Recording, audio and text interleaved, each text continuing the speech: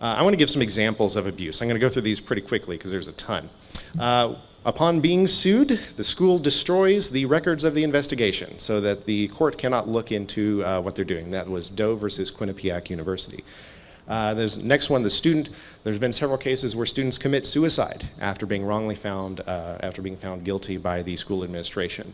One of them, Clockey versus UT Arlington, really doesn't get enough airtime because I believe in this case the person who brought the claim against the university was in fact the father of the accused student, and the father actually appealed this twice to the Fifth Circuit Appellate Court, and then not only did he lose his case both times, but he was forced to pay attorney's fees for the university. So he lost not only his son, but he had a devastating financial loss in that. Another one is the accuser is not a student, but the school punishes the accused student anyway. That's Palo versus Iowa Board of Regents. The accused person is not a student, but the school finds him guilty even though he's not attending the university. Now you might think, what's so bad if this university way over there decides that this accused student is guilty? Well, in essence, if they just keep to themselves, that's not so bad a thing, although it kind of is, but this school actually went out and shared their findings of guilt with as many other institutions as they could. And many of these other institutions will not allow you to enroll unless your existing record shows that you were in good standing. So they effectively went out to destroy this student's access to higher education. Another example, whenever their schools are making their credibility determinations, they may find the accuser more credible whenever she corrects herself, but the accused student less credible whenever he corrects himself. That's Doe versus Loyola University, Chicago. In Romer versus Washington State University, the student was not clearly ID'd. This was a case where she didn't even see the accuser, but she thought it might have been the guy based on some other circumstantial evidence and reports. And the school didn't even know for sure, but based on their system, they thought they did. So. The female student asks for sex in writing. The male student is still punished in Doe versus Occidental. This is one where she texts him. The student is suspended before the investigation, losing his housing, graduation, etc. In other cases, the student is expelled without any kind of hearing or any kind. And I listed Caldwell versus Parker, but there's a more famous case called Doe versus Baum, which is an appellate ruling in the Sixth Circuit, which really addresses this. This next one, Burmeister versus Ainsley Carey et al.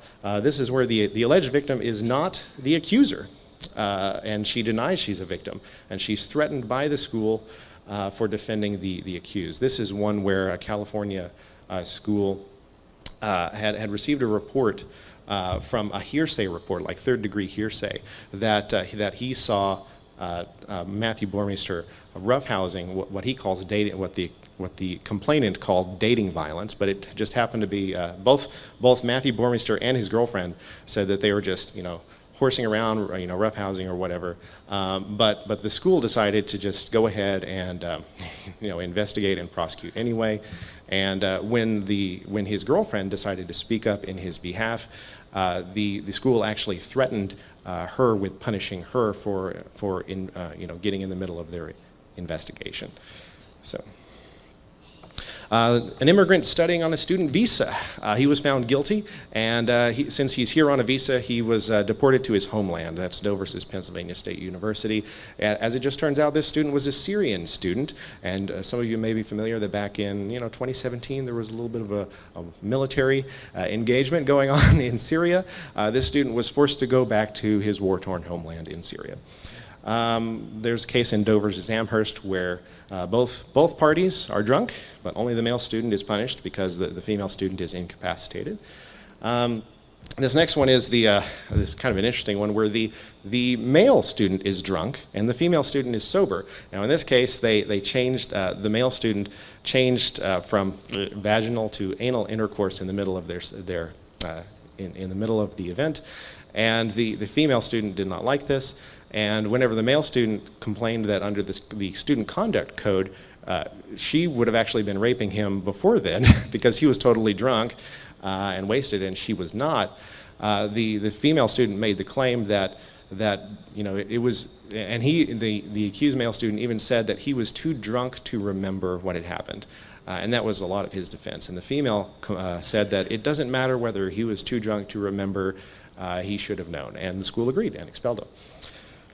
Next one is where the school decides to change the definition of sexual misconduct in the middle of the investigation of the accused student and find the student guilty based on this. This is a recent case, Doe versus Carleton College, where they decided that the new definition of sexual assault included cases where if the male student cajoles or persuades the female student, then that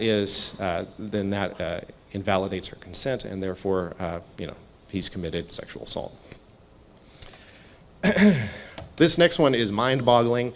There are several cases where the student is not found guilty. They're not found guilty at all. But before the outcome of the investigation and the hearing, the school had put a hold on his transcripts, so he couldn't graduate. He couldn't go to another school and transfer credits if he wanted to graduate somewhere else. There was a no contact order, and of course there's a mark on his record that there's an investigation. So the school finds him not guilty, but they don't clear his record. They don't lift the no contact order. They don't lift the interim suspension. And you might figure, oh, this is just a clerical error, right? Well, no, actually, because you learn that for sure when the school decides to fight these guys in court for 11 straight months and forcing them to pay attorney's fees, just so that they can clear the record of something that they weren't even found guilty of by the school. It's kind of amazing that I can think of no other motive other than just belligerence and malevolence by university administrators. This next one's very common. Schools may pick and choose which witnesses they want to hear. Another one is the schools will change the date of the hearing if they learn that there's a parallel criminal case, and they can kind of game that to the system.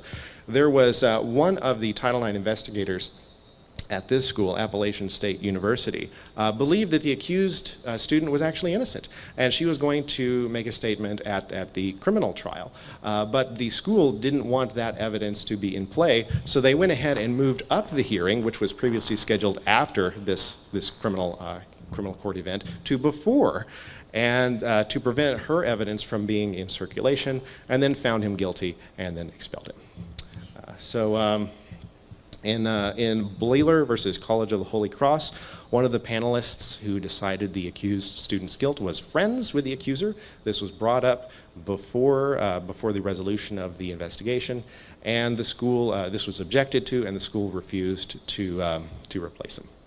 And the next one, the fraternity support of the accused student is characterized as plotting in Doe versus Rollins College, but if the sorority sisters support the accuser, then that is characterized as supporting by the school's administration.